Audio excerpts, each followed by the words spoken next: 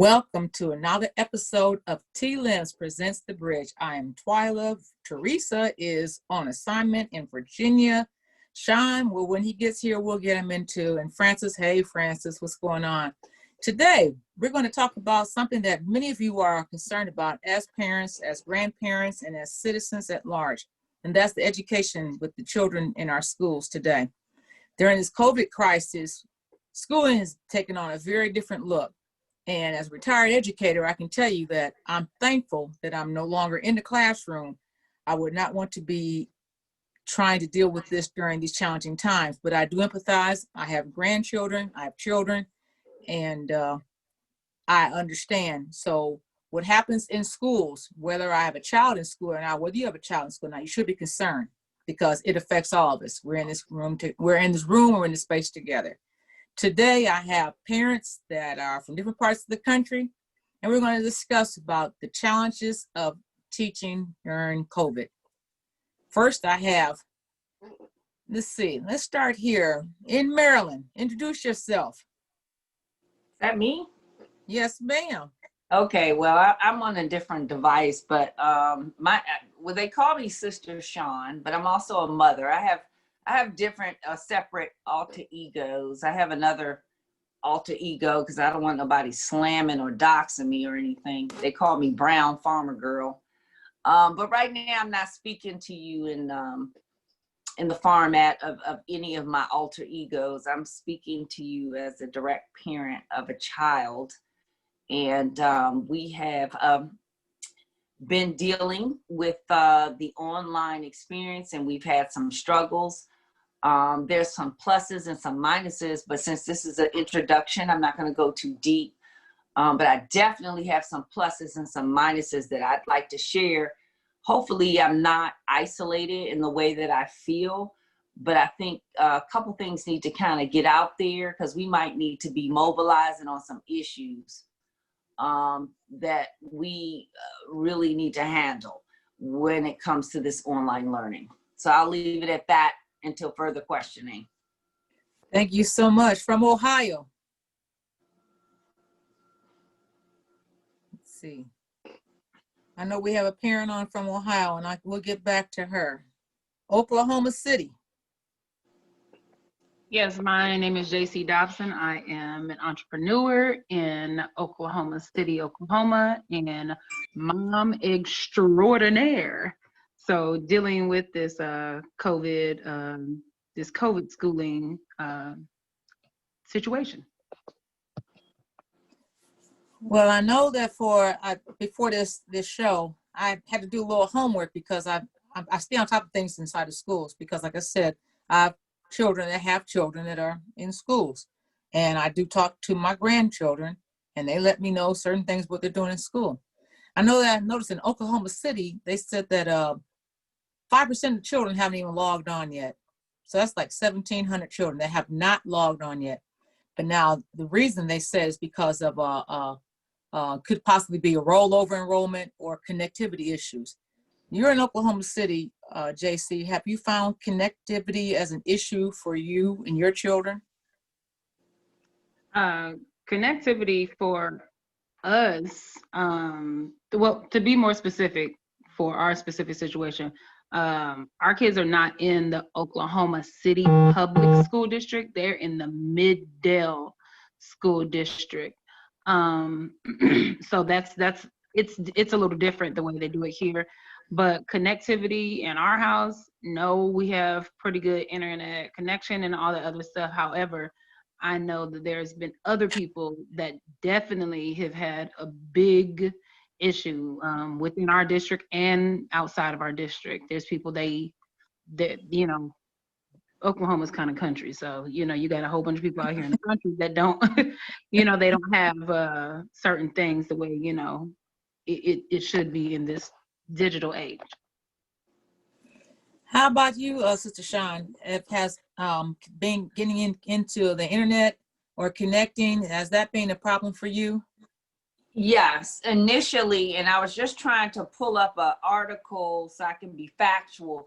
Initially, we're in like week maybe like 5. It was a major connectivity issue, and that I have the benefit of having my own internet. And so my own personal internet, which I pay about $150 a month between that and cable and everything else, having problems, I had an appreciation for those who did not have that paid service. What I had to do is to try to adjust to this new lifestyle where I hang out, where I do my business is literally in the basement. I'm actually in the basement right now. So my connectivity problems was created because I needed to be down here where mommy can do her work. Mm-hmm. And I do have an upstairs office, but I'm there, for certain reasons.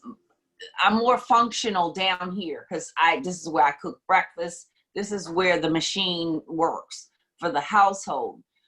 I ended up, it was so bad, I had to sign another contract, get what you call a hotspot, and pay. I mean, it wasn't that much. It was like $8 a month, and then the equipment, but still, that's what I had to do. The school didn't do anything for me. Now, I consider myself fortunate because not everybody's going to be able to do that, to get their connectivity at optimal, optimal use. So yeah, I can pick up the phone and give me a hotspot and add this to my plan. But the average Black child or family, and poor families, I wouldn't say average, but I know that there's a lot of families that can't do that. Now, subsequently, the school, I think we're in week 5.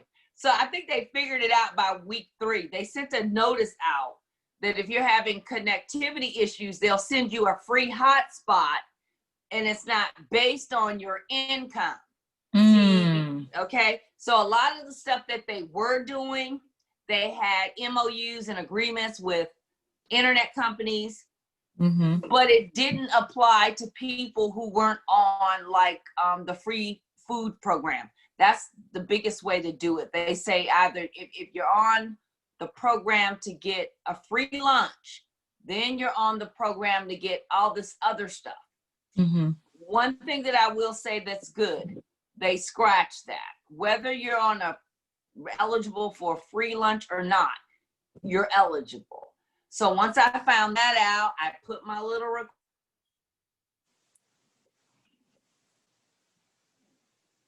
that means I got it last week, but I needed it 3 weeks ago.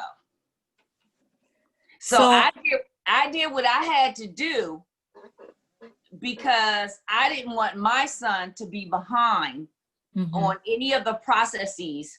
So I had the money to do that, but my hotspot, I didn't get that until next week. So that's like, we're in week 5. So I have to think about the children or the people who requested a hotspot and just didn't get it. They're already 4 weeks behind in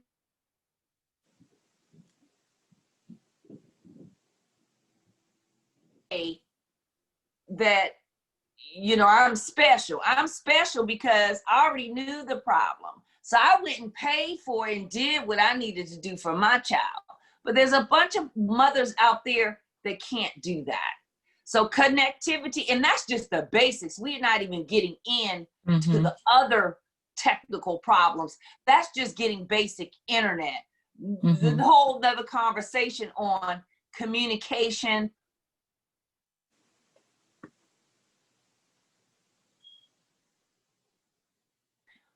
That question is just a basic communication question. That's like a 4-week hurdle almost for some people. And 4 weeks is almost a lifetime in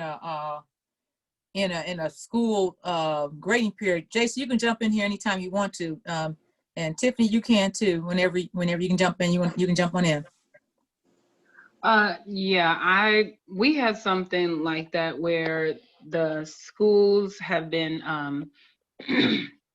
kind of like contracting through like Cox Internet for people who have lower income housing they can get a certain speed for, I think, like $10 a month because of all of this. Like she was saying, the only problem is that if you have connectivity issues and you are not a part of any of these government type programs, then you can't get that concession. And then also on top of that, if you have more than one kid, which pretty much as it stands, most people have about at least two children in the school system at a time, for the most part, you know. Um, and so if you have more than what, three kids online at the same time, that bargain basement bare minimum speed that they're giving you is not going to Efficient. it is definitely not efficient at all. And so it's like you're running off of a slower system on top of that, and then you have the issue of devices and the quality of those devices. It's just it's a whole thing. I'm definitely glad the conversation is being had because ugh, that's what I have to say about this. Ugh. See that I noticed that they were saying that in Iowa, and oh, welcome, Sean. We're glad to see that you're in the house with us, sir. Thank you. Yeah, it's a lot of work. We got Sean, the other Sean. You in? Yay! Yes, thank you. Good afternoon, everyone. Yeah. Let's see, there's a school in the Waterloo School District in Iowa. I think it's Cedar Rapids, Iowa. They said that some of the teachers have 80 to 100 children in their classrooms, or they have to do 80 to 100 students a week.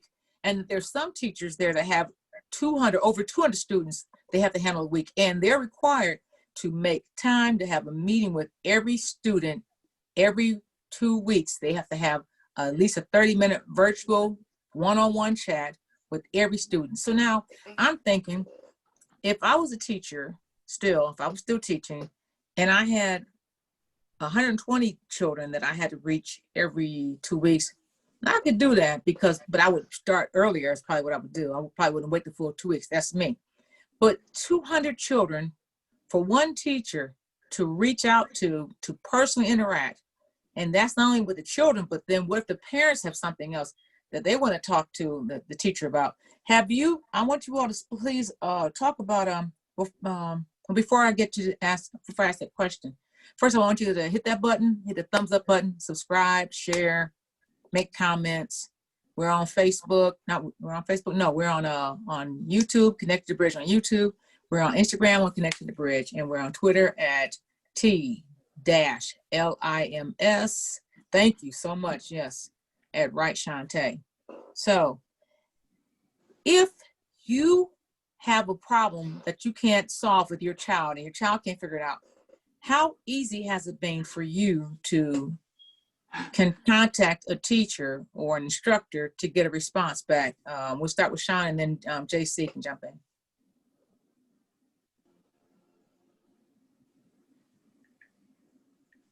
Okay. No, okay. The other No, Sean. the other one. Okay, JC. Not easy. Not easy at all.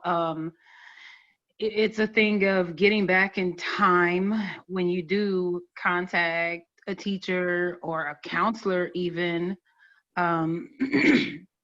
It's been very annoying, very difficult. So here's my thing. I have one kid that is in, they have their A and B schedule, where they go, the schedule A students, they go to school Monday and Tuesday, and schedule B students, they go to school Thursday and Friday. And then I have another kid that goes online all the time, except for band and sports, extracurriculars like that. So, and my other student that does the A and B schedule, he's also taking college courses too. So that's a whole nother layer on top of that. And that's partially online also. So here's the thing.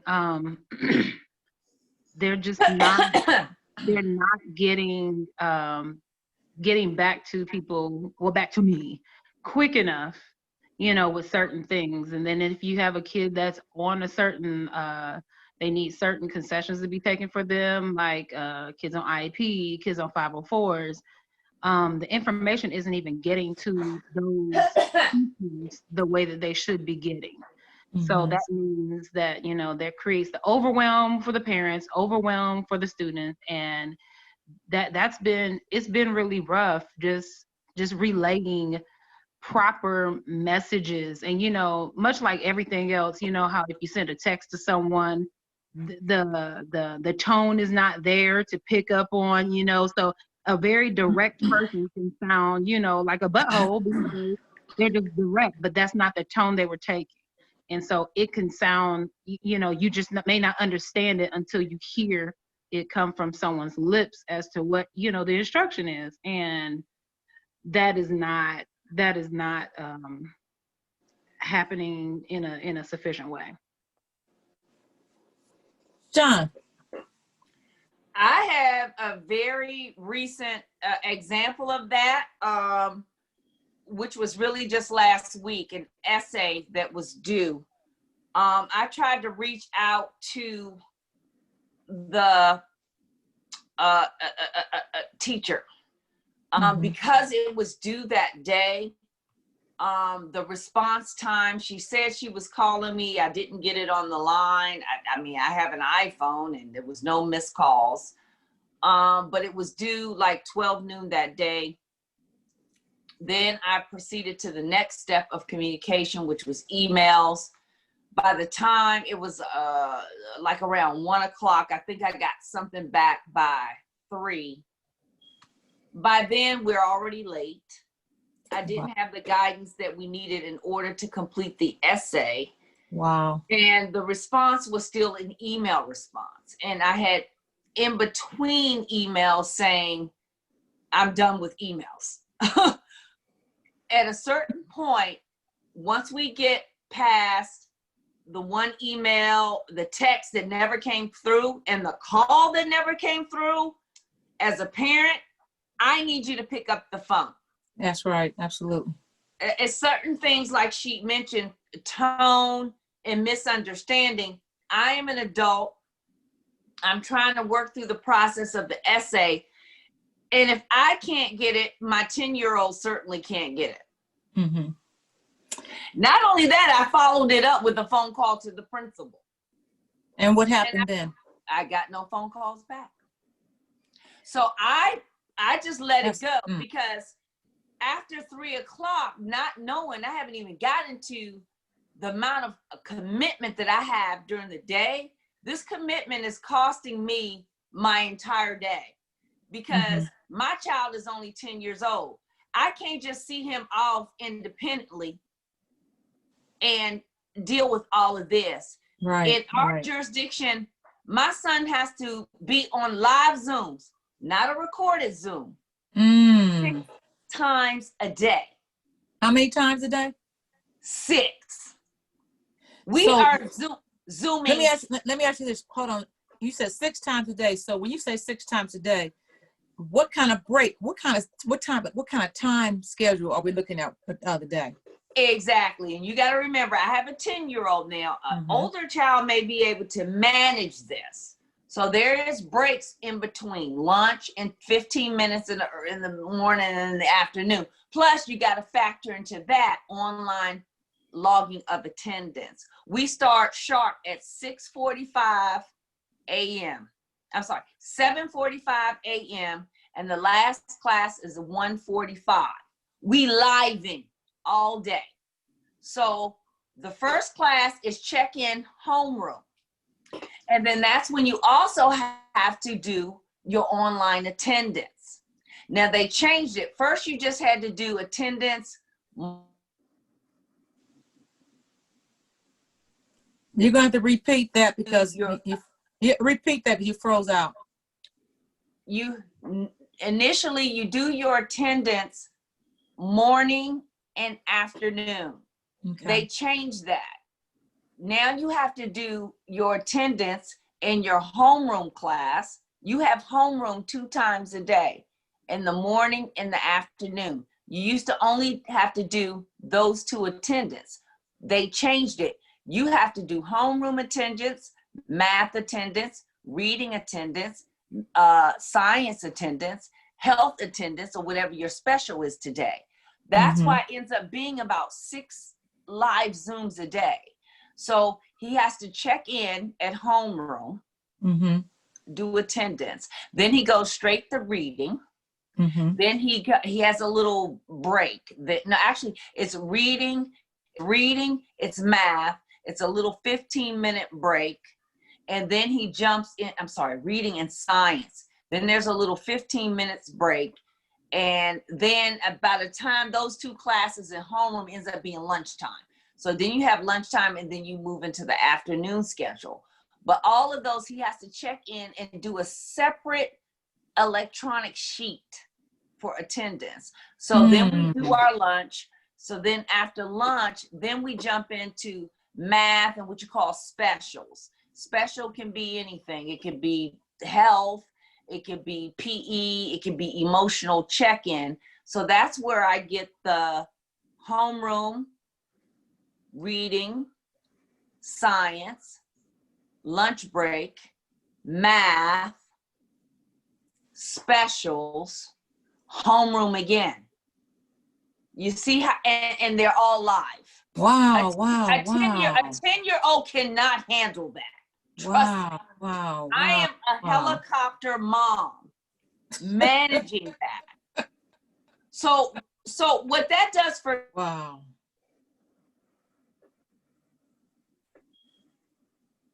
Sean, repeat what that does. mothers and parents that have to work, I don't know how the hell they're doing it with no money, because I happen to be home by his side. Mm-hmm. So you're Get home out of school at 2. Guess what we're doing? We're doing assignments from all of those live Zooms that they issued for the day. So I literally don't get a break. Even once he does that, they give him a little bit of time, but it's not enough to complete their assignments. So then I end up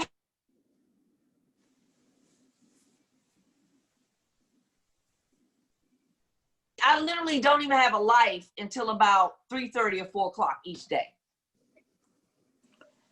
Oh, wow. JC, does that sound anywhere familiar with you? Or what are you doing? It sounds familiar, but definitely some differences. Since I have students, I don't have to be as hands-on, but I mean, you know, I am hands-on, but just, you know, I can step back a little bit and not have to, you know, not like the elementary school moms.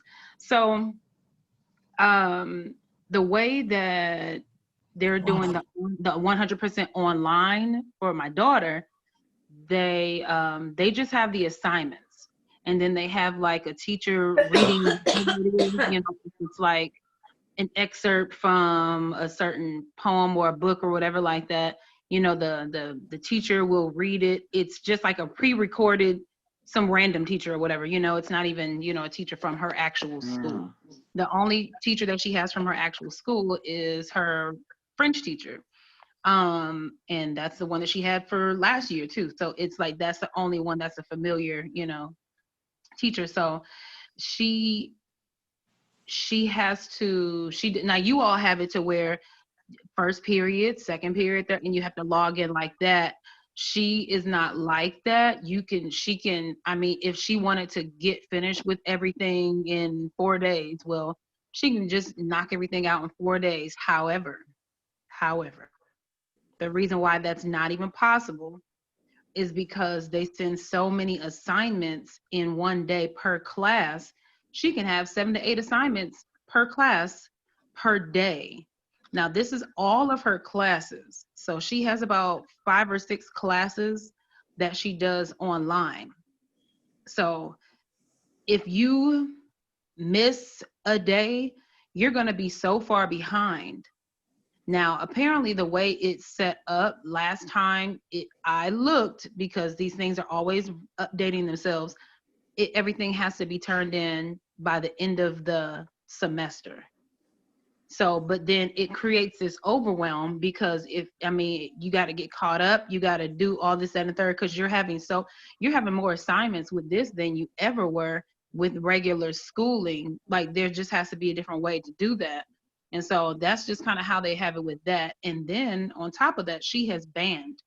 Now, when she does band, her band director also has actual assignments Assignments. that they Yep. have to Wow. do. And so, but that's My not, son has band too. He's got assignments in band.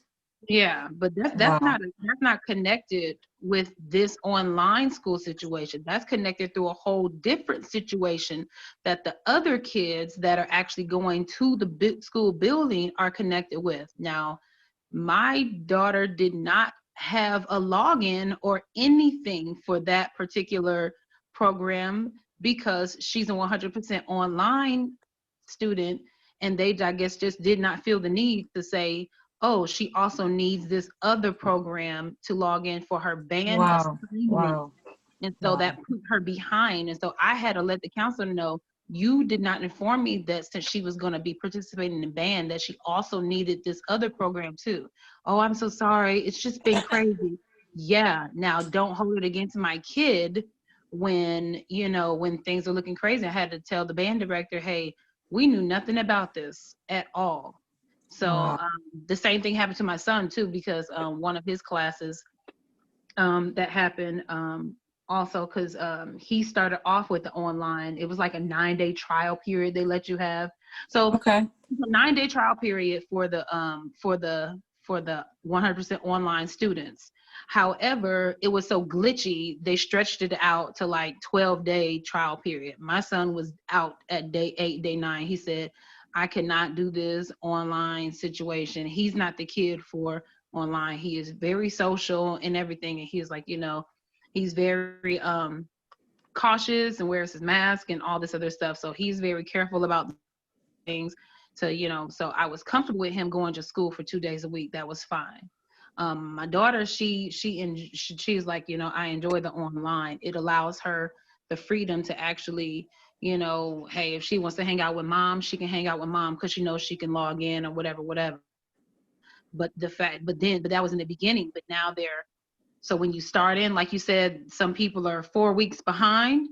So if you have a glitchy system and you're giving people assignments, 5, They're 8 stacked. assignments every day, it just stacks on up, and They're then it's like, stacked. what can you do? So it's just that's also the issue. And I know people that are doing the A and B scheduling at school, they're having an issue with even they're using Canvas as a Mm-hmm. program, Yeah. Yeah. um, and they're having an issue with that also. I'm So surprised they're using Canvas because Canvas was a system that was used at Akron Digital Academy, years ago, and it was pitched because it was garbage. It was always something behind. It was always something wrong with it. I'm surprised that they even they went back. use it in the colleges. Well, they use it in the colleges because Yeah. he uses it for his college courses also. Okay. Wow. So yeah, so they use that. But there's been interesting things happening. So one of my clients, we were just talking the other day, and her husband, she helps teachers with Canvas. So Okay. teachers are they have to be schooled on how to use Canvas, That's especially true. primary and secondary teachers, because secondary, they're used to this, but not the secondary teachers. So you got to be schooled on it. And so he's like, they're putting assignments wrong. They're not making it very clear for parents and students to understand what goes with what unit, when is what due for what week, and what's coming up. And then they'll lock the upcoming assignment. So if you wanted to work ahead, you couldn't work ahead. Right. Yep. Right. Yep. Highly Yep. inconvenient. I told her, because she's also a teacher, she's a secondary teacher. I said, what you should do, because she's like, right now, she's like, I hate my job. I really hate it. And I said, what you should do, what somebody could do, is sit up here and create a course, a paid course, where you teach parents how to teach their students. And that right there will make money, because we're at the point where I mean, there's so much learning. You have to go on to YouTube and relearn stuff that you hadn't done in 20 years or whatever the case may be. That's just with, with the regular work. And then if you add in some of the technical components with it, that's, glitchy, then that's going to be a whole different vibe too. It's just, they had a while to do it, and someone has had the blueprint for this for a very, very long time. It's not been a secret, and I feel as though that they could have gotten collectively together and figured this thing out. They had 5-6 months to figure this whole situation out, at least to a better point than they are now. Not to say that it could have been perfect, because there's going to be people pissed regardless. The people that have to go to work, they're pissed at the fact that they have kids that have to stay home, and then, everybody else is pissed at the fact that, they can't send their kids to school all day, every day, and which is a whole different ball of wax. I just don't believe kids should be in school 5 days a week for 6 to 8 hours a day. I just think that is absolutely ridiculous, because where's family time? Where's time to actually eat? Where's time for the kid to actually unwind? And like you were saying, how you are spending all day with your kid doing this, making sure that they are attend class and attentive in classes. And then when that's done, you got to do the assignments. Listen, why is there even homework? I just don't. I'm like, there should be homework at this point. Before pre-COVID, I was like anti all-night homework. That's ridiculous.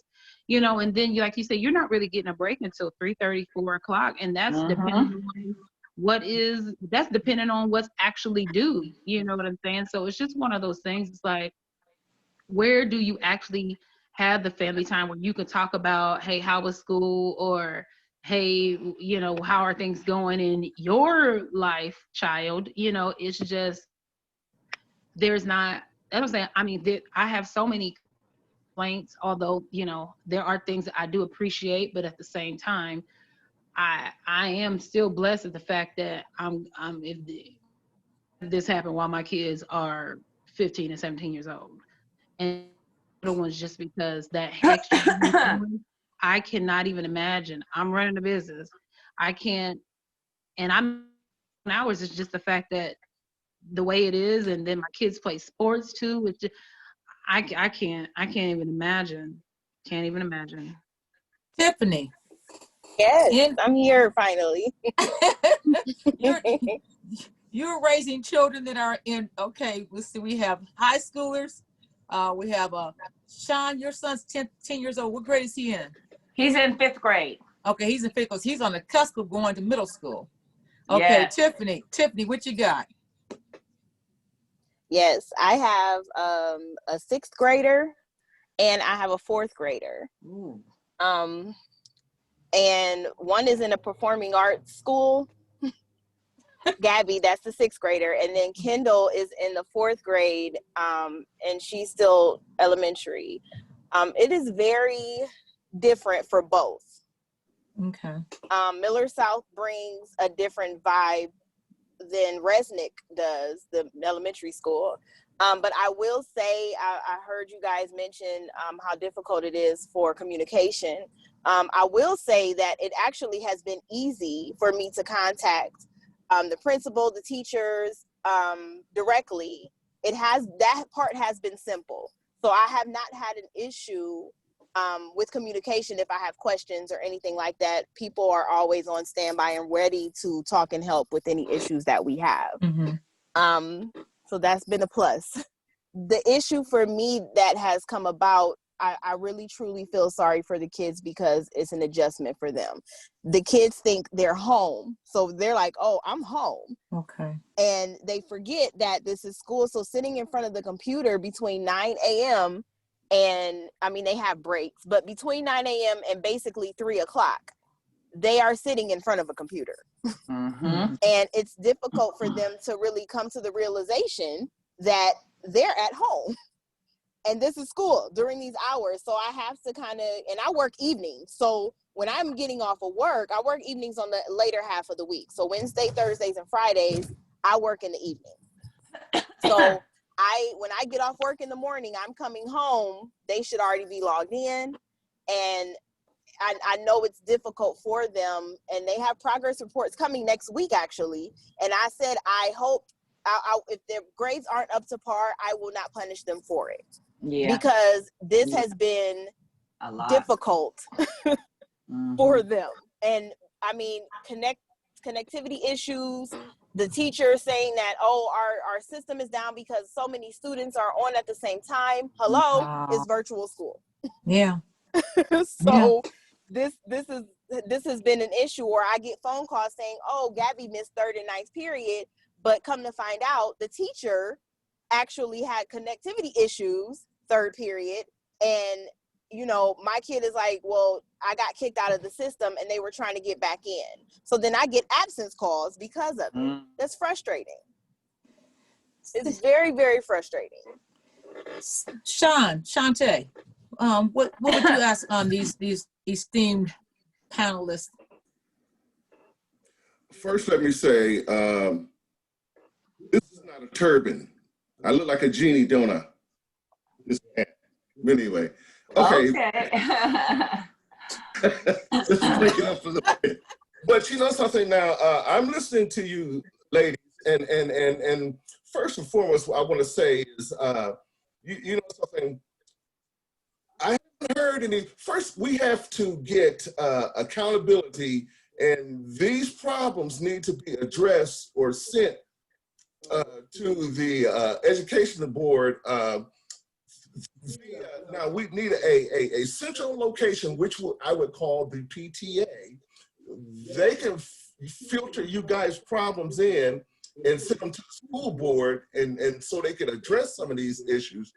The PTA can, like I said, it has to be, now it's time for them to kind of step up, and like I said, parents can send in their problems and whatnot. Now, of course, teachers have to teachers have to be re-educated in how they're teaching now. We have college courses that kids can do online. And like I said, you have a certain period of time to complete this particular assignment. So we need to look into those teaching methods. And again, like one of you said, they had like 5 or 6 months to do things. So again, what are they really doing? And then they afflict or the schools that have money pumped into them, of course, they're at a higher advantage than the, let's say, I would say even some public schools. Because public schools don't have the finances to, and everybody cannot afford a computer at home. And if they do, they're gonna get some stuff. I had trouble with this thing. Anyway, but you know something, like I said, I think the PTA would be vital in addressing these issues, and they could take all the problems collectively, send them to the school board, and the school board can address these things that the kids are experiencing, and the parents also. You have 5 days to get your point across as far as, you know, whatever you're trying to instruct. Maybe one of those days, and just like, again, with the PTA has a day. Let me ask you a question about the PTA real quick. Does the PTA exist? I never heard nothing about no PTA since I've been online. Nothing about no PTA. See? They're too discombobulated with just trying to organize online. Ain't nobody hearing nothing about no PTA. Yeah, the PTA. See, that could be a tool that could be used again. Hold on, the PTA can have a. Shantae, I heard somebody else coming in. It was JC and Tiffany. I heard you coming in. Yeah, the PTA, it does not hold the weight that it used to back in the day when I was in school. It does not, like she was saying, I haven't heard anything about a PTA. Honestly, I really haven't heard anything about PTA since very like it. You just don't really hear too much about it because of all. It's honestly, you know, not to be funny, but the PTA at this point is like a bunch of hens clucking in the hen house. Like nobody wants to Wow. hear the same old boring, you know, some people may take this, whatever, I don't care. I said it. Nobody wants to hear all these women sitting up here complaining, and it's the same complaints, the same people that are doing the same thing, the same leadership doing the same thing, and it's just the same. It becomes clicky, you know, and it's just that thing, and it's like I think it kind of faded out, you know, with that. So I mean, honestly, there probably are some places that have a PTA, especially in a smaller area where you need, that's the only type of organization that you have. But yeah, I mean, for the ones that still have something like that, it does not feel the same way because everybody's also, the parents, they're being pulled in different directions, all the different booster clubs and all this other stuff that, you know, is having to be done nowadays. It's like it because trust, I thought about being in the PTA because, you know, you kind of want to be the change you want to see, you know, but no, it's not like that. So that's the only Tiffany, thing. I hear you laughing. What are you saying? Yeah, our school system, they do have the PTA readily available for Akron, for Miller South especially.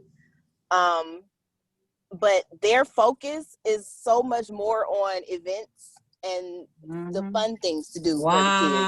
Wow. I haven't seen it like how I remember it being back in the day when I was in school.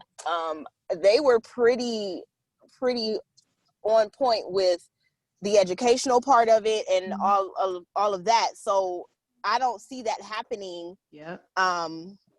Right now with PTA here. I remember I was going to think about joining when I first got the girl. Java said it's very clicky. You see where it's like a click. And it really is something where it lost the sight of what it used to be. I'm gonna be It funny. lost sight of what it was. This how you gotta be with the PTA. You gotta be like, where's my cupcake paint? Oh, I got one right here. Dang. She got the pan. Bonnets and cupcakes, baby. That's what the PTA all about. Yep. So when you are working, But you know something, now would be a good Yep. Now would be a good time I too. gotta throw down that cupcake pan, and I gotta take off that bonnet. And I couldn't resist myself on that. I'll shut up from this. No, that was a good one. That's what's up. You know But what? you know something? I remember when my children were going to school, and I remember this one particular school, in elementary school. This school had a PTO, so it was a parent-teacher organization. That was at a private school.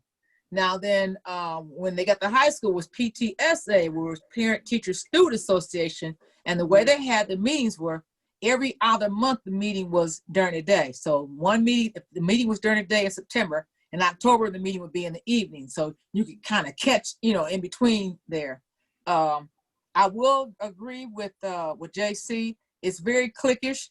Don't ever try to run for an office because they're going to let the same people all the time. The one woman I knew. Not unless you got one of these.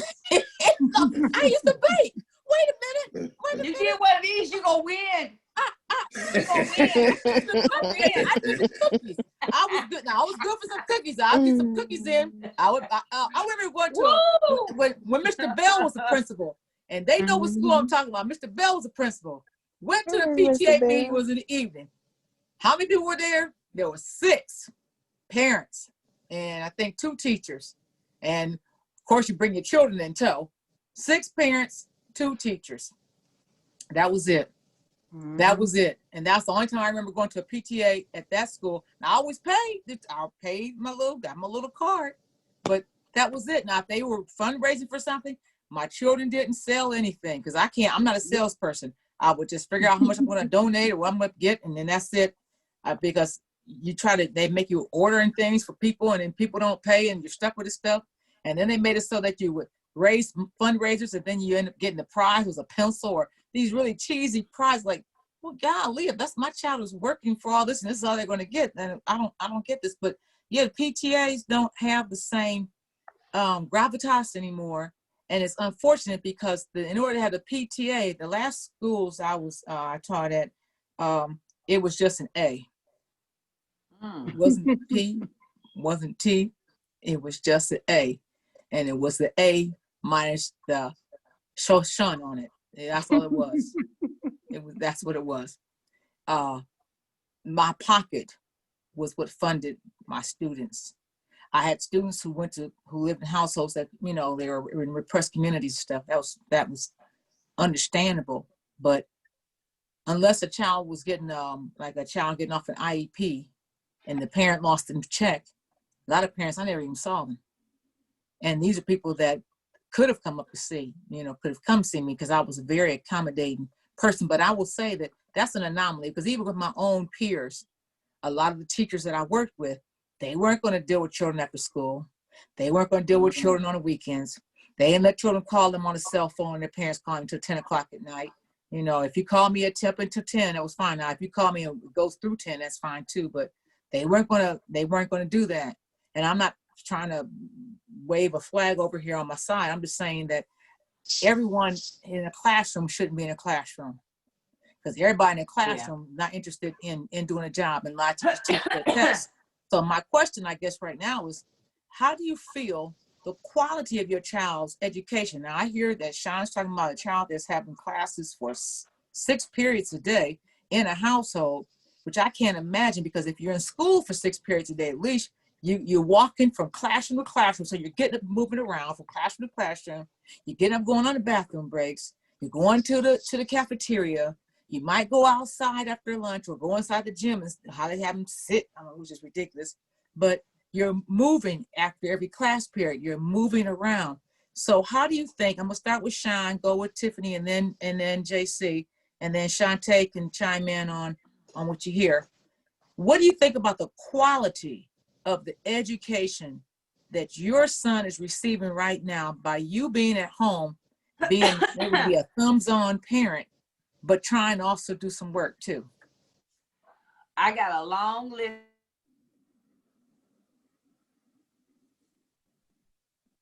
I heard this before. A little all over the place. But here's the first thing, and I want to get this out before I start to get into statistics and what the school is actually doing through my experience. Here's something to really keep your eyes on. Prior to this online, they were trying to tell me, okay, my son is 10 years old. Like, he had all these problems. I was like on the phone and had to get a meeting because this, and he's not paying attention to this, and Jonathan ain't doing this and he ain't doing that. I tell you one thing that I learned, now that's when I was working. I'm no longer working. I got my hands on him now and my eyeballs on him. My son ain't displaying any of those things that them teachers was telling me. That kind of really woke my eyes. Why were you harassing me about my son's behavior when I'm at home? We trying to do what we got to do. He's excited. He wants to do his work. He upset. It actually makes him upset. It was psychologically affecting him when we were having technical difficulties. Cause it make him think like he's not there. He's not on time. He's gonna be in trouble. He's not doing it. And I had to explain to him, baby, this ain't nobody's fault. It's not mommy's fault. It's not your fault why we can't get in.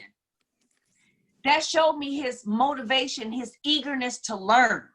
Okay. So one important thing that I've learned, some of the stuff that these teachers were telling me are opposite from what my son is demonstrating to me. So there's a situation right there. And that is a situation for another a topic. educating your child, and how much actual time are they giving your child before they want to write them off as a trouble child. Mm-hmm. So this one, and I already saw they was going down that road, but I wasn't going to let them do it. But I already saw where they was going. But, I mean, come on, what can you do? You're working every day. Right. Now I see with my own eyes, I'm not working. There's nothing trouble about my child. My child just needs time. In fact, he gets upset. My child, he gets tears if he can't. That's how motivated he is. He do not want to not have his assignments. He don't want no zeros. It affects him mentally. So how you gonna tell me my child is bad when my child's sitting up here putting tears in his eye because he can't connect to your reading class? But now that's the thing, that's the myth of teaching, and Sean, you're a Black male that went to school, about how teachers approach teaching Black males too. So I noticed that. The new thing is, and Dr. Umar was mentioning this a few months back, how they want to quickly throw our children into this not a PTSD, what is it called? They have some kind of learning. ADHD. Yeah, there you go. So exactly. So they want to categorize all our children, and there's a problem. You know, so, but see now, Sean too, you see it firsthand. See, they're quick to throw us Black folks into this particular category, but you see it firsthand. My child wants to learn. Also, and see, and if you weren't a parent that's paying attention, you would go with the status quo that this has to be right, and there's something wrong with my child. And so now you go into a whole different genre of what's wrong with my child. It's not what's wrong with the child, it's what's wrong with the teacher.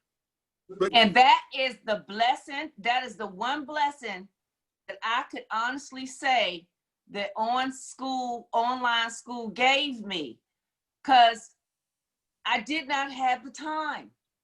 I had to go with the status quo, even though a little suspicious, and I did my little bickering and fighting, but you can't fight. The best way you can fight, unless you have the own evidence with your eyes, then you can really box. All I could do was take their assessment. But now that I'm not working, I'm with my son on an 8-hour, they got me, they about to cut me a check. That's what I'm gonna tell. No, seriously, I'm not playing. They getting $10,000 to $15,000 to $25,000 a child, and now I have to be online from 7:45 my day all the way up till 4. They gonna have to back some of them dollars back to the parent, because I know some parents are working. They cannot manage their child. They're gonna have to hire a tutor. You getting them federal dollars. That's my next point.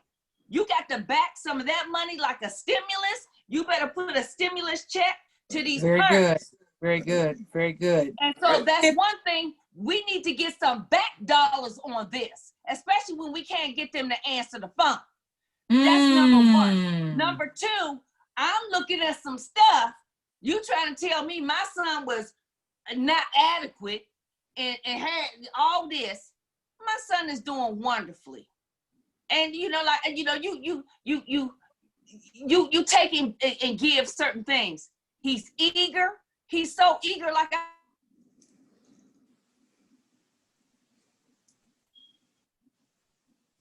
much wanna. And I said, and then I was there to make them tears okay. And then that slow down and say, baby, this is how we're gonna do this. And it was just a frustration because they throwing out all these assignments like the other. And we got to figure out, they got assignment number 2 and 3, 4, 5.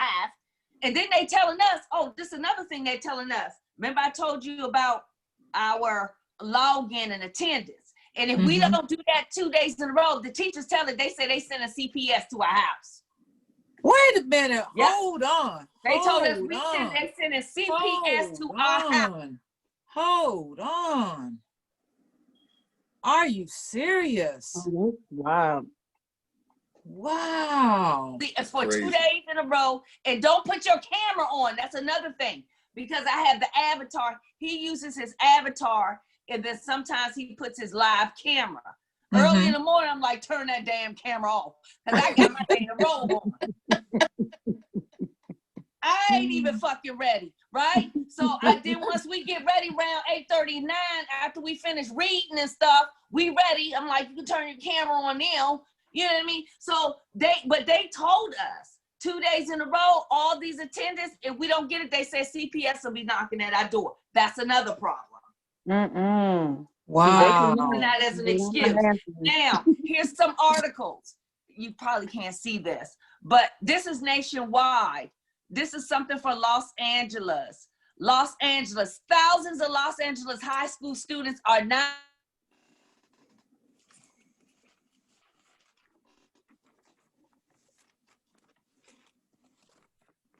You said that was a New York, 30 to 40% of district students do not have reliable access. Another article, 30 to 40% of students are not logging in. What article are you looking at? This is Google. I got one out of New York, the New York Times. Okay. It says 30 to 40% of students not reliable access to internet at home, not logging on. The other article, just Google it. I just Google it. 30% of students in Los Angeles high school not logging in, technical difficulties. Now, how they gonna start rolling and playing with this? I know here in Maryland, they like, if you ain't logging on, CPS is coming to your house. That's the equivalent Child Protective Service. Take your child, you being negligent. So, well, I like to see where they're going to put the children when they do all that. When they do all that grabbing and taking, I want to know where they're snatching and taking them to. Because that's another problem. But another thing, think about it. We got another problem too. If 30 to 40% aren't logging in, they putting the pressure on us. What's going on with those 30 or 40%? Some may be having technical difficulties, but some may not. We also may be dealing with child abuse issues that are for real. Where are these children? And what's going on with them during the day when they ain't logging on? So we are in a crisis with this online. Now, let me tell you what my husband told me. And the problem that we use Google Classroom. You guys said something about some other system, but we use Google Classroom.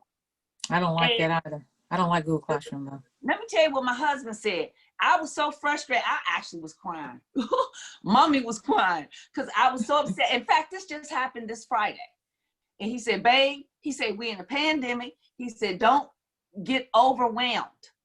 He said, you doing the best you can, because my son had all these, I'm here every day, a whole nother thing. He had all these zeros. I'm like, how the hell he got all these zeros and I'm doing all this stuff? Because I do this thing on the missing list. So if it ain't on the missing list, it ain't motherfucking missing, right? So they got some other system. They got some other system that I didn't even know about. And he got all these damn zeros. And I'm like, well, it's some stuff from September 9th. And that's when I started emailing. That's how I had my story. I said, well, wait a minute. It wasn't on the missing list. Oh, I got to go into School Max. Okay, I don't have time for that. I'm already dealing with from 7:45 to 2:15 with y'all mofos. Okay, that's number one. Then I got to do the assignments. Then I got to go in to a whole nother system, School Max, to see what's up. When I'm using Google Classroom, there has been nothing in his reports. That's the way I manage his assignments. So if there's something missing, I hit the missing button. That's how I know to spring into action. They had a bunch of stuff, a bunch of zeros on his record that was never in the Google Classroom. So I couldn't manage it. I didn't even know it was there.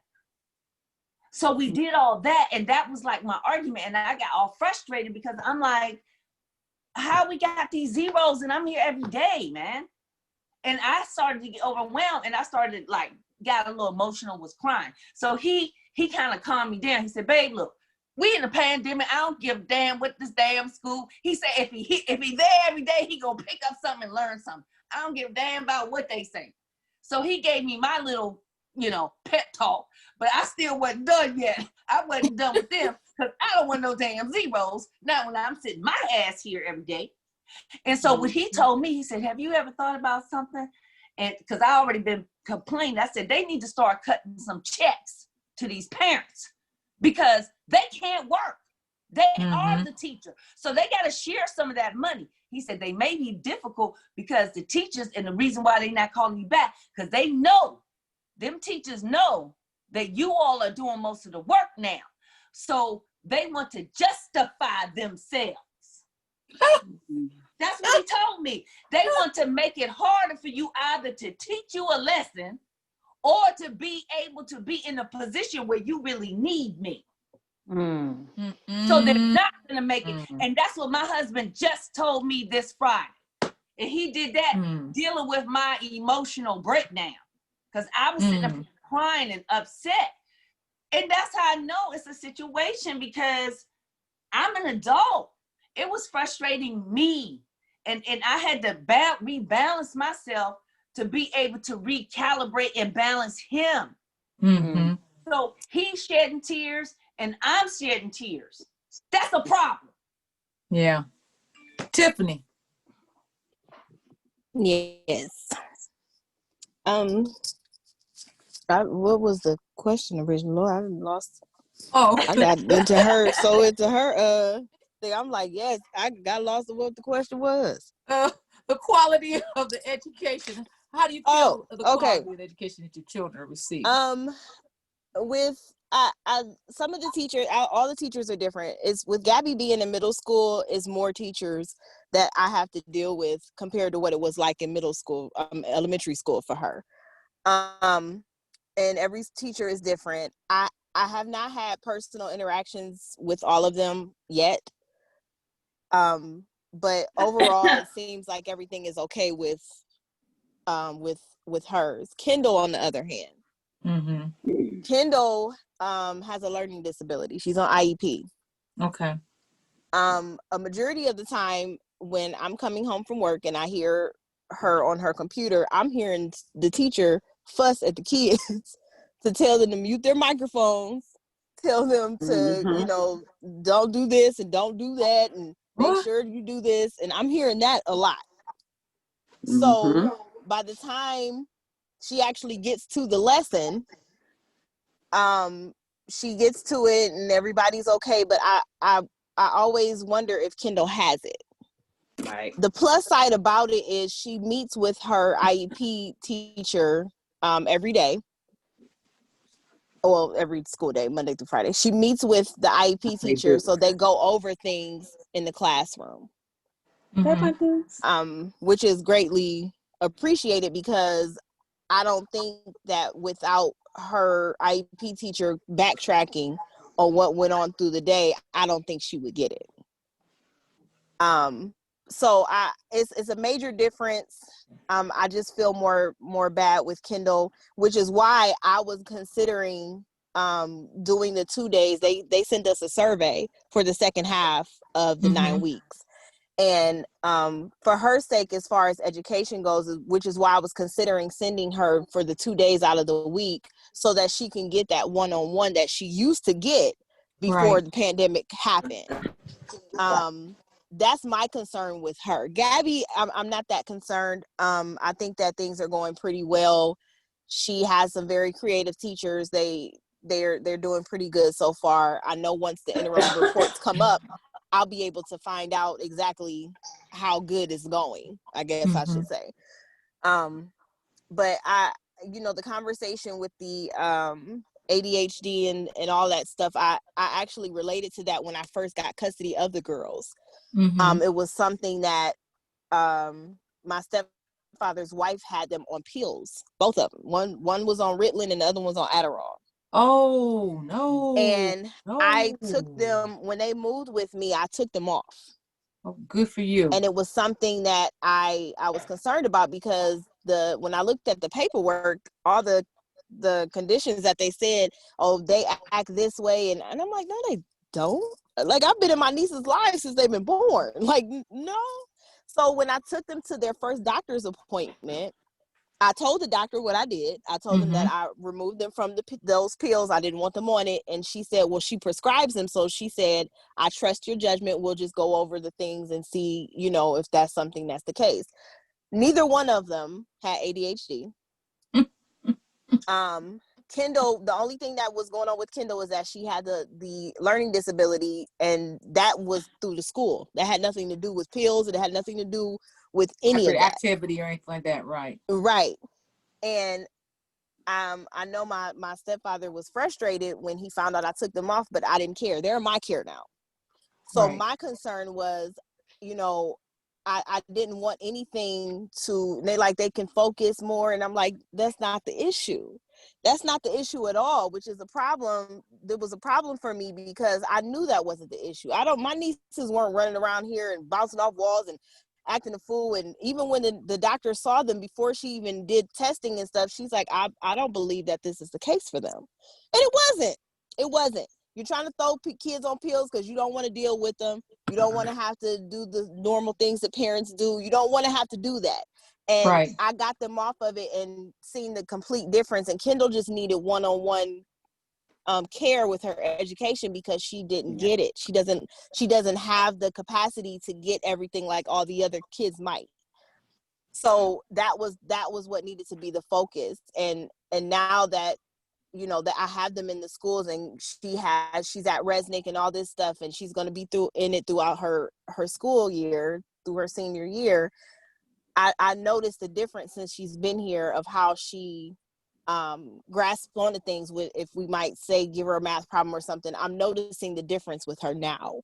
And I think that's so important. But with the virtual online, I hope, and I really am considering doing the 2 days if they give that option. I'm really considering doing that for her. My only fear is because she has asthma.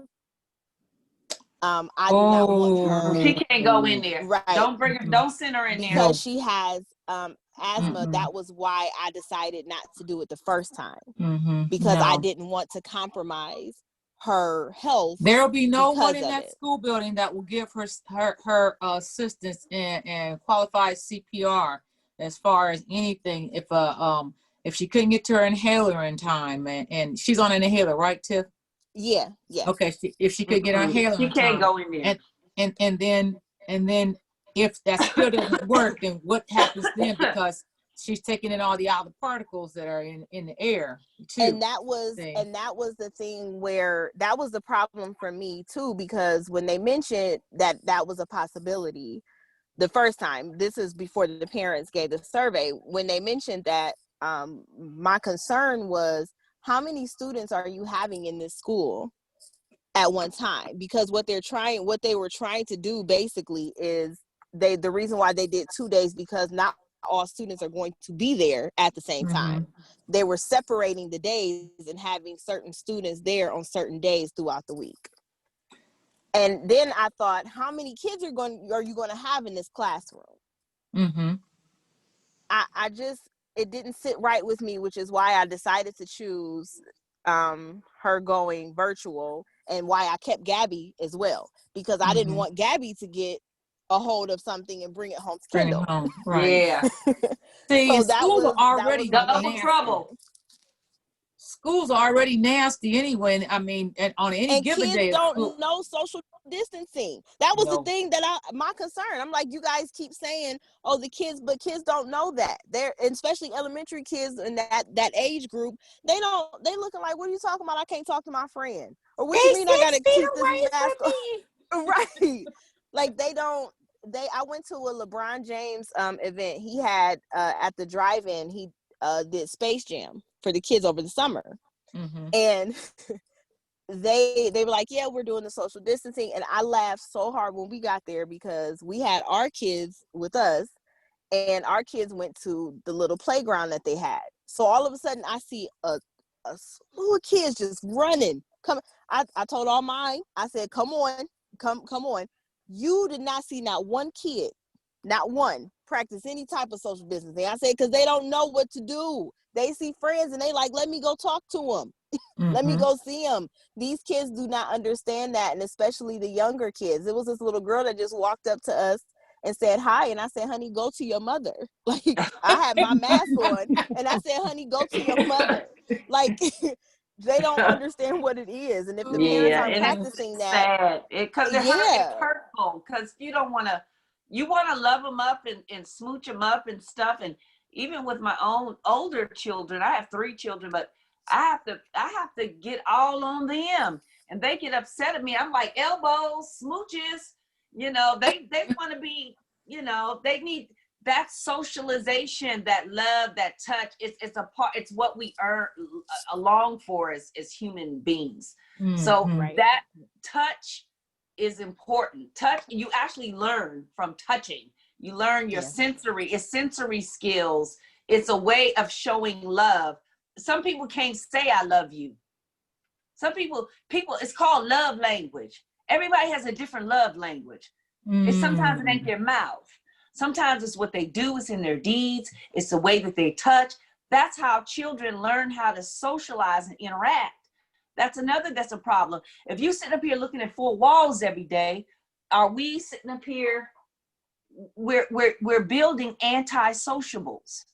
Anti-sociable children have the highest rate of being, one, suicidal or homicidal. Mm-hmm. They don't know JC, how to interact with people. JC, excuse me, Yeah. JC. Your quality, your So, child's education, and anything you want to tag in on. so the quality, as far as my son's quality of education, nothing has changed because although he is a high school student, he and a college student, at this moment, he's only taking one actual high school course. And then the other things that he does in high school is being an office aide and doing his sports. And because he has all of his credits, he doesn't have to be there and take any actual classes. This is just for the sake of saying that he's still enrolled in high school.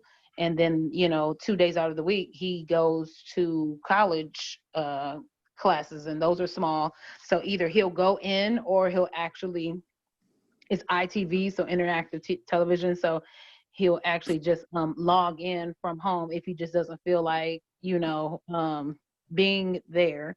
Or depending on if the professor's like, you don't really have to be here for this or blah blah blah blah. And so that is fine with him. My daughter, however, although she's in high school, she's just a sophomore, so she still has a full schedule. The work, and she's on 504 because she has partial hearing loss, and she doesn't get things the way the other kids get them, but once she got it, she got it. It's just she needs a little more time. More time. Mm-hmm. Yeah, it's just the more time, Mm-hmm. which is and that's one of the things she loves. She's able to have more time. But the flow of the coursework is just coming in like bam, bam, bam, bam. It is very discouraging. So the quality for her, I'm very concerned. It's the same thing like I was talking to Tiffany earlier. Like the thing about they're saying that this online thing is going to be for the rest of the semester. My thing is don't hold it against my kid when my kid's grades are not up to par, because of the challenge that's there from the login and the challenge that's there from, like you said, the quality of the education. And actually, so here's the thing. So my daughter's teachers, online teachers, have yet to get her 504 stuff and get it signed off because they have to sign off of it every year. And Yeah. so it's like they'll say something's overdue, but according to the 504, it's not overdue because she is allotted the extra time per the requirements. Assignment, yeah. Right. Her particular 504. So once they get that signed in, then hopefully there'll be some leniency there. But outside of that, I'm contacting the counselor. I'm also about to email the actual person that is in the school district that is actually over the online program for the school district, because I'm about to raise some sand because this is not acceptable. My child is smart. There is no reason why she should be feeling otherwise. Right. And I don't And girls, I mean, kids have it rough, but girls really got it rough, especially nowadays. I don't want, and then she is also very she's to herself anyway, socially. So it's kind of like I don't want anything else, like you were saying, more susceptible to being suicidal, homicidal, and Yeah. all the Yeah. titles, you know. And Mm-hmm. I just don't want You that. don't want no So idols, baby. No I don't want idols. none of that. None of, look, No life is idols already and no idols. it's Amen. already hard. You know, it's like, I mean, you know, she's already, you know, got to deal with being a black woman, you know, when she becomes a woman. And so it's just one of those things. It's like, I'm just trying to, you know, as a good parent, you know, you try to erase or lessen the obstacles that your children have. And That's so, right. you know, that's just one of those things that I'm kind of going through right now. And you know, it's been rough. It's been rough as far as just making sure that she has everything she needs. Like I said, my son, I'm not really worried about him. I hate to say it like like that, but everything is pretty much in the bag with him, just because, like I said, he doesn't really have, I'm on him like, boy, did you contact your professor about whatever dot dot dot, did you get that, you know, for your college courses, you know, like that. Because that's just the next step in his life, after this year, this senior year. He's going to be, you know, shoot, June he'll be gone, you know, kind of thing. Just making sure that he gets that going. But besides that, I don't have a thing. But with her, the quality of education, it really is something that it could definitely be a whole lot better. I'm with Tiffany. If they gave the option to go back for the 2 day, because as it stands, they're just going to be doing the 2 days. They're like, okay, to the end of October, they're bite sizing it. I'm like, just say you're going to do the 2 days for the whole semester and just be done with it. Stop with this. We got to check back every so, you know, every Order few every two weeks. And stuff. months. Yeah, Yeah. like checking back every little. Would you, but what if you start having an upswing of numbers for with those Let who me are let me infected? let me let me tell you about that. Let me tell you Yeah. about that. So just like Tiffany was saying, I want to know how many, and I understand if they said, okay, if you're online and you want to switch back to school, there's going to be an influx of students coming back because parents are pissed, so they want to get their kids out of the house. I said that cannot happen because we're already getting calls literally once a week minimum saying that someone has COVID. Wow. Mm. Woo. Literally, I kid you not. I kid you not. And so it's one of those things. Just imagine if they open up the floodgates. I said if they open it back up to kids that are online or whatever, I said I feel as though they should do the ones that need it more. IEP students, Mm. 504 students, and any other students that may need something a little different. Not What just state are to you from? everybody. I'm in Oklahoma, and not just to everybody. I know it's very, you know, an exclusive type of situation, but I'm sorry, those students, they need more help. They just do. And sometimes that one-on-one, just a couple of days a week, or maybe one day a week during a teacher's planning time, it may be what they actually needed, because sometimes it's hard to get your point across. But And by law, they're supposed to have more time anyway, according to the idea. I mean, you they're have yeah, they're supposed to have more time. The thing is that federally, they're supposed to have more time, more counseling, more tutoring, more of exactly, everything, and that's a federal law. That's a which is federal law. why it's a whole problem with the kids that need a little more help. Because so the survey that they gave us back in July, they were asking, so this is how they did it with us. They were asking various questions. Also, did you want to do the online or do the A and B schedule? The way they had the A and B scheduling, it was really weird. They said, well, we'll do a survey online to see if you qualify, and then we'll contact you for an interview to see if you and your student will be a good candidate for the online tutelage. And so that's fine. Okay, great. However, on the surveys, is your kid in IEP, 504, all this other stuff? Do you have adequate internet access? Do you have an adequate device? You know, because you can use a laptop, desktop, or a tablet of some sort. Phones are not really great for the system that they're using. And so if you answer yes to all of that, apparently you are all good to go. So they gave you all Contact the a parents. survey to fill They, out first. they To gave see. the parents had a survey. When did you get the survey? How soon before school started did they give you a survey? This was in July. School started for us here in August. Okay, So hold on. they changed it twice before school even started because parents were that Wow. pissed. And so they were supposed to email us to see about setting up an interview process to see whether we were a good fit. They did not email us. They didn't email me about either one of my children. What did they do? They automatically enrolled both of our children into the online program.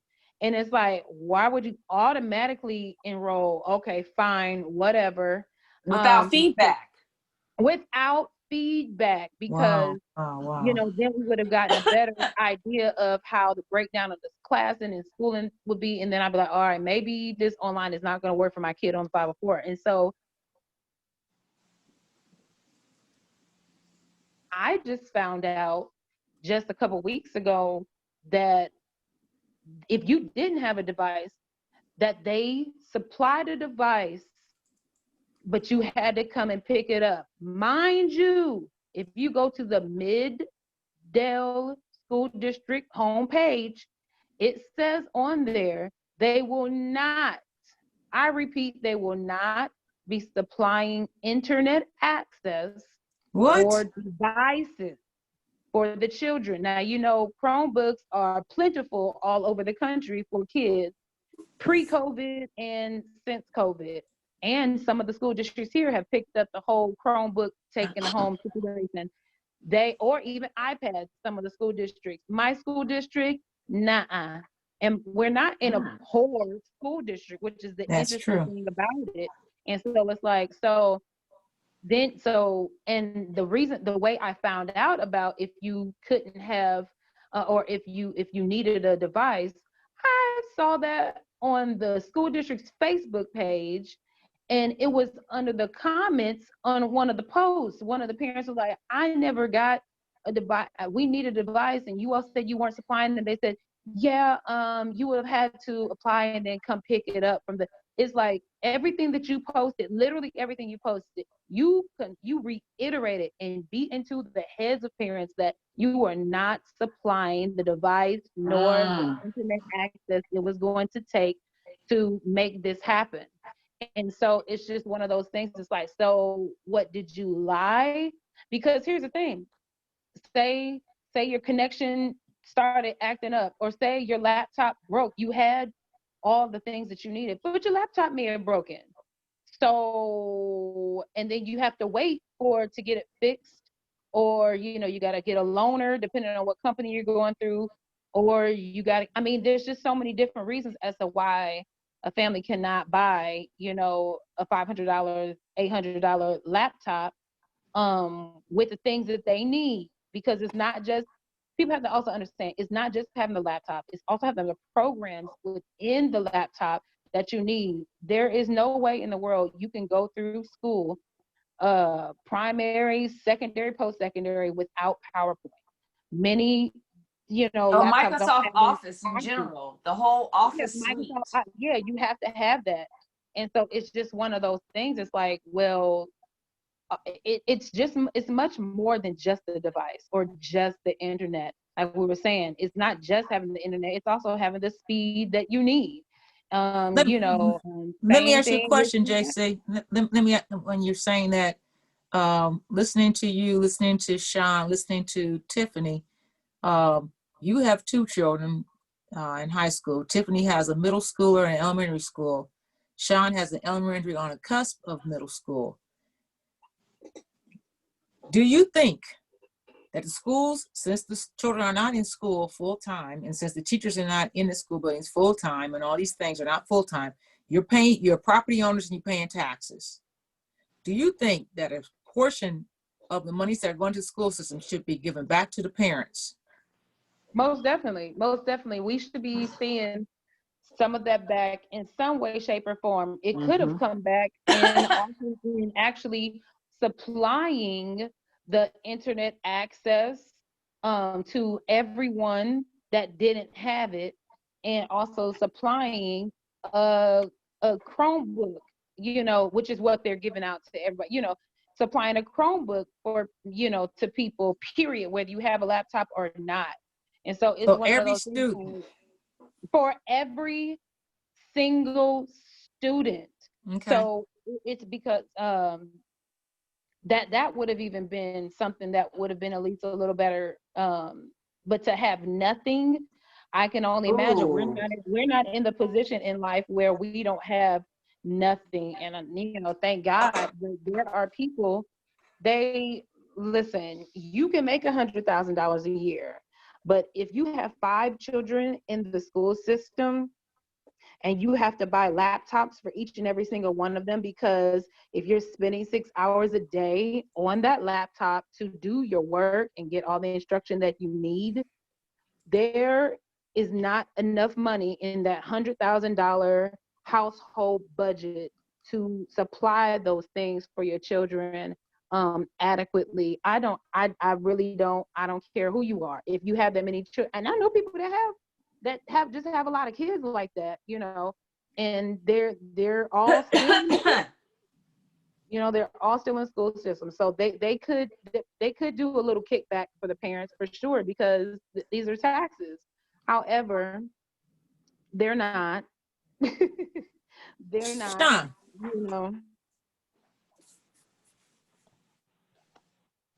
Oh, okay. I see you're doing the Baptist finger up there. I don't want to interrupt, so I just raised my hand. JC, finish your sentence and then we'll get Sean. Oh no, I was done. Okay. Yeah, I didn't want to interrupt, so that's why I want her to finish. So I want to say I'm a little bit different in that one thing that they did do is that they did provide us each child with a Chromebook. Mm-hmm. So they did well on that. And if you, like I said, were eligible for free lunch, you can get some free internet. But for those who weren't eligible for free lunch, they gave you a free internet booster or something.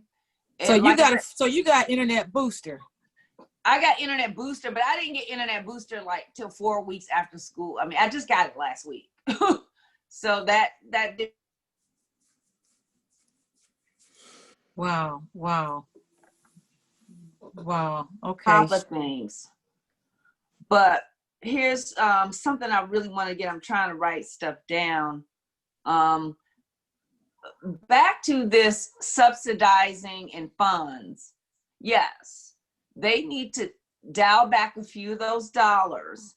And for working parents, they could take those dollars and they can hire private tutors. You got people out there that need work. But that's actually putting it right back into the economy, because you got some teachers and you're online, but you got a lot of subs, you got a lot of intellectuals. They used to do, even college students, they used to do tutoring as gig work. That's right. To pay their bills. So they're out of work. So that's sustaining the economy, because you can give these teachers some of this money, these parents some of this money back, and they can maybe even rehire the damn teacher. Or the student, the college student, or the tutor. So that is something to really, because I'm not letting them get away with this, because somebody's going to pay. I cannot work. And I told them, there's no way that I can work, or I would just leave my whole son's education to chance. Now we got to pick and choose what we going to do. Either I'm going to work at 10 years old, he can't do it alone. And grandma can't do it either, because she's 90 years old. Okay. She can't even damn use a cell phone. So back in the day, who do you go? Grandma. Grandma can't do it. She can't even use. I got to get her the big buggy eye, the big bug cell phone. She can't even do that, and she can't text, send a picture, or nothing. So she cannot do this. These are facts right here with Sean's These are grandma. facts. This is my life. Number two, another thing as a parent, I'm sharing with the other parents. Here's another thing that's going down. Eye quality. I was reading, and I know even for myself, the children's eyes is going bad. So you need to put a little stipend in there, send them to the eye doctor. And they're saying that going outside, getting the sun and certain light, vitamin D, it has something to do with the perfection of your eyes. And I don't have it here, but I wrote it down. It's a company where they have certain things they say, buy for your children, and you put them in like a contact. It's not glasses, but it's protect them because they got too much online time. See, before they only had the online time when they came home at 3 o'clock. My son is online on this digital from 7 to 3. Then he binging. Then he want to go to his Xbox and his iPad and all that. So he's like on almost a 12 to 13 hour cycle of digital media. It's affecting his vision. And this is another thing. It's affecting our child's vision. So they got to go outside to get the sunlight helps their eyes. And see, this is all a part of the psychosis. You're not used to the sunlight. You're looking at 4 walls. You may as well be in a straitjacket. And you just, this isolated person, like, can't live life, you know? And so there's other effects. So yes, that's why the parents, I'm for, give me that stipend. Because see now, I wish I had it. I don't have it. I wrote it down. I have it on my, I think it's called My Something. It was some kind of pediatric to say, to take your child to the eye doctor and to get these lenses for when they're on this stuff all day, and put it on there, and it will mitigate the problems because they're worried about the vision problems are going bad in the children. It's not normal. It's not normal. Somebody sitting up on a computer just all day of their life. It's not normal for the eyes. And not for many days a week that you're doing this. This is beyond what gamers do. Yes, this is beyond what gamers do. We're going to have, I would like for you all to exchange information in the chat to each other, Sean and JC, because I think that I'd like to have you all come back on next week. And what we want to do is talk about solutions, because we laid out the case on just what you all have done today is shared as a microcosm of some of the problems that other parents are probably going through. But next week, we want to be able to try to say, these are the problems last week. This week, these are the ways you can fix this. Like you all started on some of them today. These are the ways to fix these problems. You can do this. Because after we get these things, then we're going to go to the Department of Education and to the Rayburn Building in DC and lay the case out and say that this is what parents are talking about. This is what parents need. And you are talking about these, the stimulus. These are things you need to have included in the stimulus, because these are things you don't have in the stimulus. You don't have this, you don't have this, you don't have this, you don't have this. You bailed out all these companies. You bailed out all these different industries. You didn't help the small business owners, and you didn't help the parents. You didn't help the children. You spend more money. We spend more money a year for prisons than we spend for education. And we spend more money than most countries on everything else but education. Austria, Norway, and Luxembourg outspend the United States, period, as far as putting money into education. Those students that leave out those countries, you thought they would be Russia and China? No, Austria, Norway, and Luxembourg. And those students are in their prime positions and in pristine locations all across the world. So with this edition of T-Lens Presents the Bridge, we want you all to like, share, subscribe, hit that thumbs up button. We'd like to also remind you that if you are going out and you do have a need to go out, and you need to have a quality mask and a hair covering that's stylish and affordable, go to First Row Designs. You can go on Facebook and Google First Row Designs. First Row Designs has all types of fabric, all types of designs. JC, yours is in the mail. The masks are washable, breathable, quality equipment, quality construction. First Row Designs. JC, tell us how to find you and what's your business, because we always want to support Black-owned businesses here. So JC, go. So my business is Freshly Rooted Salon. You can find me at freshlyrootedsalon.com. You can also find me at Freshly Rooted Salon on Facebook and Instagram. I specialize in curly hair and hair color. Sister Sean, how can we find you? And what is it that Well, you're doing I put besides it in the teaching? chat. I don't really have any business. My business is getting into everybody else's business. I gotta just keep it real and keep and bigging everybody else up. That's my business. Sister I'm Sean, you for other people. she's in a little bit of everything. I'll spill the tea. I'll spill the tea. Looking for recovery acts from all types of activism to Dr. Claus reading book club.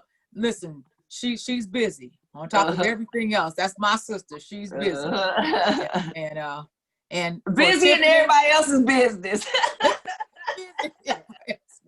And you can contact Shantae Wright at TLIMS. That's TLIMS at iCloud.com.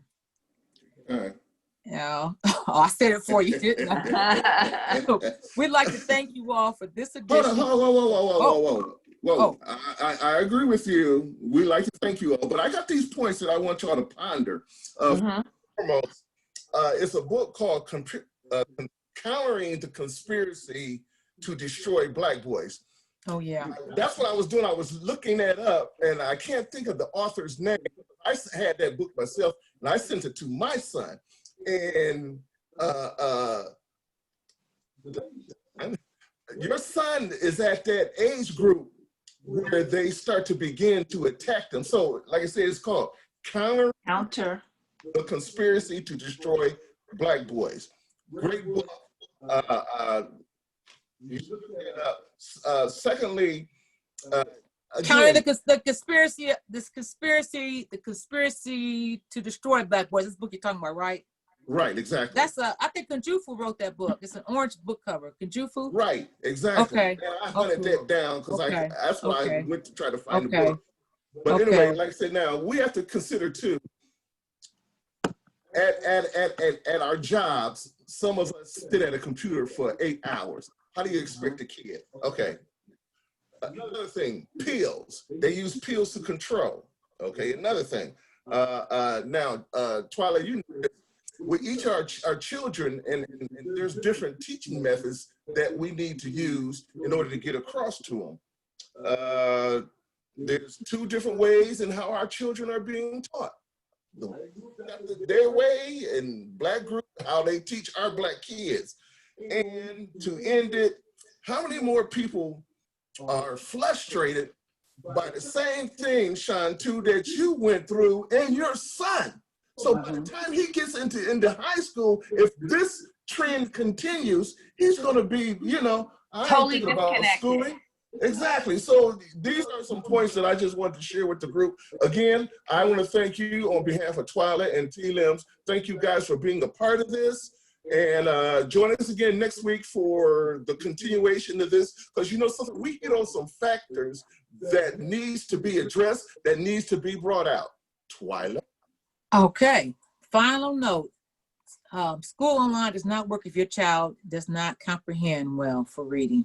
With that, we'll check you all next week. Remember, like, subscribe, hit the button, and we are out.